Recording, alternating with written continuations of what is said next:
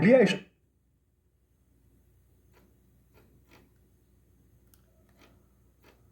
Co- Li a história que vou contar sobre o eco no Jornal Mensageiro Luterano do mês de janeiro do ano de 1998. Fiz algumas adaptações. Eis a história. Conta-se que Luizinho todos os dias levava seu belo cachorrinho, que se chamava Totó, para passear nas montanhas rochosas próximo à sua casa. Certa vez, Totó escapou da coleira e saiu correndo para o grande vale. O menino começou a procurá-lo, mas parece que a busca era inútil. Sentou-se desolado e começou a gritar: Totó! E ouviu alguém responder do outro lado: Totó! Luizinho, achando que tinha uma outra pessoa entre as montanhas, perguntou: Quem está aí? A resposta foi: Quem está aí? Luizinho ficou bravo e disse: Não me imite, seu menino bobo. E ouviu a mesma coisa. Ainda mais bravo, começou a falar palavrões e o eco respondia à altura. Quanto mais alto ele gritava, mais alto ele ouvia o eco. Cansado de discutir com o suposto menino malvado, voltou para casa indignado e comentou para a mãe o acontecido. A mãe disse que iria com ele no dia seguinte resolver aquela situação. Chegando ao vale, a mãe, abraçando o filho, falou suavemente a Luizinho: Filho, chame o menino malcriado e pergunte se ele quer ser seu melhor amigo e diga só palavras boas e bonitas para ele. Para a surpresa de Luizinho, o eco respondia as mesmas palavras boas e bonitas. Então, a mãe lhe explicou o que era o eco e que com as pessoas também era assim. Quando você quiser ouvir palavras agradáveis, comece você mesmo dizendo coisas agradáveis e verá que um eco na alma de cada um de nós responderá à altura do que falarmos. A vida, a exemplo de um vale rochoso, tem ecoado coisas agradáveis e desagradáveis. A Bíblia tem vários exemplos de experiências marcantes que fazem nos refletir sobre esta afirmativa e várias lições de vida para não só apreciarmos, mas colocarmos em prática no nosso dia a dia e nos deliciarmos com essas experiências. Eis alguns exemplos práticos. No livro de Provérbios, vemos uma série desses exemplos. Provérbios capítulo 11, versículo 17, o sábio escritor diz que o homem bondoso faz bem à sua própria alma, mas o cruel faz mal a si mesmo. No capítulo 14, versículo 1 do mesmo livro de Provérbios, o escritor sagrado diz que a mulher sábia edifica a sua casa, mas a tola com as suas próprias mãos a derruba. Falando sobre a administração de uma nação, o admirável escritor diz que o país que não tem um bom governo cairá, mas com muitos conselheiros sábios há segurança. Provérbios capítulo 11, versículo 14. A palavra de Deus ainda fala sobre os filhos. O apóstolo Paulo diz o seguinte em Efésios capítulo 6, versículos de 1 a 3. Filhos, o dever cristão de vocês é obedecer aos seus pais, pois isto é justo. Respeite o seu pai e a sua mãe, a fim de que tudo corra bem para você e você viva muito tempo na terra. Aos pais, o apóstolo diz: Pais, não tratem os seus filhos de tal maneira que eles fiquem irritados. Ao contrário, vocês devem criá-los com disciplina e de acordo com os ensinamentos cristãos. Efésios capítulo 6, versículo 4. O apóstolo Paulo também dá instruções sobre os servos ou empregados. E ele afirma: Vós, servos, obedecei a vossos senhores com temor e respeito. Efésios capítulo 6, versículo 5. Mas também Paulo diz que os patrões devem tratar bem os seus empregados. Ele diz: E vós, senhores, fazei o mesmo para com os seus servos, deixando as ameaças. lembrem-se de que vocês e seus empregados pertencem ao mesmo Senhor do céu, que trata a todos igualmente. Efésios capítulo 6, versículo 9. Falando aos maridos, o apóstolo Paulo aconselha que devemos amar incondicionalmente a nossa esposa, assim como Cristo amou a igreja e deu a sua vida por ela. Efésios capítulo 5, versículo 25. E as mulheres casadas, a Bíblia as aconselha a serem submissas ao marido. Efésios capítulo 5, versículos de 22 a 24. Além destes, vários são os exemplos que tem registrado nas Escrituras Sagradas que, se colocarmos em prática, receberemos como recompensa o eco das nossas atitudes. Mas, infelizmente, muitas pessoas têm vivido como Luizinho na primeira vez que falou no vale. A exemplo de Luizinho, recebemos a resposta à altura do que merecemos. Embora em toda regra exista exceções, nesses casos citados são raras as exceções, pois os nossos atos nos conduzem e refletem o que somos diante da sociedade que vivemos, e as nossas palavras são o eco das coisas que estão impressas no fundo do nosso coração.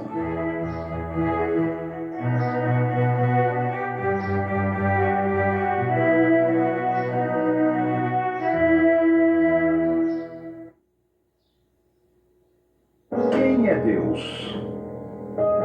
Esta é uma pergunta difícil de ser respondida, mesmo porque o pleno conhecimento de Deus só teremos quando estivermos com Ele definitivamente no céu. A proposta dessa reflexão, a proposta dessa mensagem, é clarear um pouco o véu que tem impedido muitos homens de terem uma compreensão mais nítida a respeito deste assunto. Muitos homens têm questionado a forma como Deus tem dirigido o universo. Outros têm questionado a sua existência. E, infelizmente, outros têm afrontado o Supremo Senhor da vida. Em toda a história da humanidade, o homem, depois da sua queda através da desobediência, tem perdido cada vez mais o real sentido de centralizar a sua existência em Deus. Alguns, até bem intencionados, têm procurado ter um relacionamento com o Criador.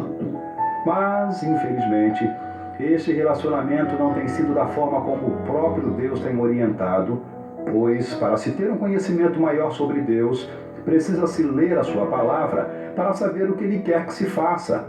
E só a Bíblia deve ser tomada como parâmetro, só a Bíblia deve ser tomada como referencial para o desenvolvimento espiritual do ser humano. Vejamos um exemplo simples. Se você tem sede, a primeira coisa que faz é tomar água, certo? Imaginemos que você, sabendo disso, não dá muita importância para esta verdade. Aí você está com uma sede tremenda, tem bastante água na sua casa, mas você ignora a água e prefere ficar com sede. Se isso ocorrer por muitos dias, o que acontecerá?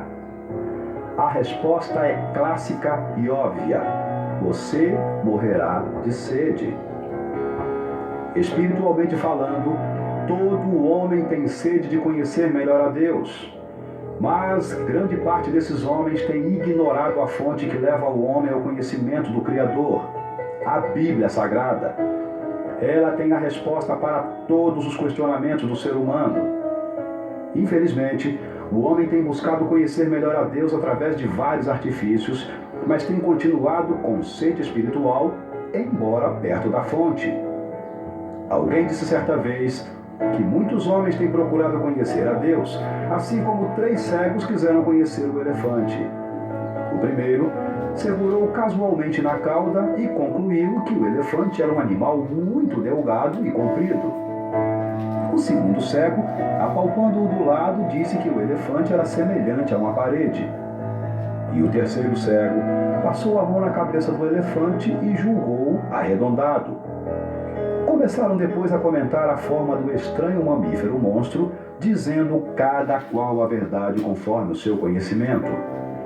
Mas a ideia que todos tinham do elefante era muito distorcida da realidade e, por isso, parcial e unilateral.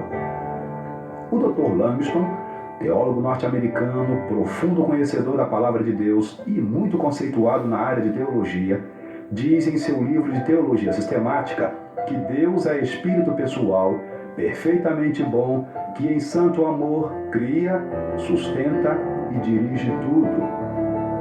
A Bíblia diz que Deus é espírito e importa que os seus adoradores o adorem em espírito e em verdade. Evangelho conforme narrou o evangelista João, capítulo 4, versículo 24. Na sua perfeição, Deus tem procurado se fazer conhecido da humanidade através da sua carta magna, a sua bússola, o seu mapa para orientar o homem pecador a chegar ao conhecimento dele através da sua palavra, a Bíblia Sagrada, o único livro inspirado por ele. E seu tremendo amor foi demonstrado na cruz do Calvário através do seu sacrifício, pagando ali todos os pecados da humanidade. Portanto, leia a Bíblia e peça a Deus a orientação para a sua vida, que o próprio Deus lhe capacitará a entender melhor sobre a vida espiritual. Ouvi certa vez a história contada pelo pastor Nilson do Amaral Fanini em um dos seus sermões, sobre um homem que não cria em Deus e não somente era ateu, mas também zombava da palavra de Deus e do nome de Deus. Um dia, aquele homem ficou muito doente. Estava à beira da morte. Seus amigos vieram e disseram para ele que ele deveria reconciliar-se com Deus, que ele deveria pedir perdão a Deus.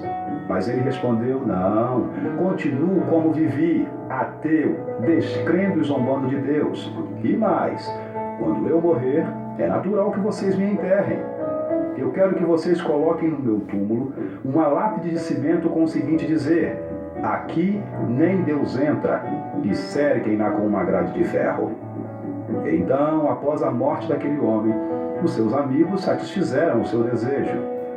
E todos quantos passavam por aquela sepultura ficavam admirados daquele túmulo desafiando a Deus. Mas, um dia, houve uma forte tempestade.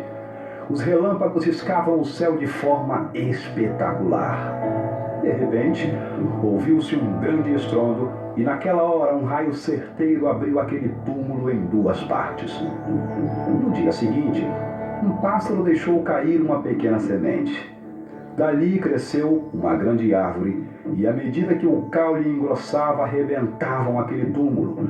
Quanto mais a árvore crescia, mais as suas raízes afundavam para o centro da terra os ossos daquele homem que não acreditava em Deus. Talvez você não tenha sido incrédulo como o homem da história que acabei de contar, mas talvez você tenha vivido como se Deus não existisse, e nas suas atitudes você tenha ignorado a existência e o poder de Deus. Por isso, saiba, a única forma de você realmente conhecer o que Deus quer para a sua vida é ler a sua palavra e aplicá-la no seu dia a dia, pois a própria Bíblia nos diz: lâmpada para os meus pés é a tua palavra e luz para o meu caminho. Salmo número 119, versículo 105. Lendo e estudando a Bíblia, você conhecerá melhor quem é Deus.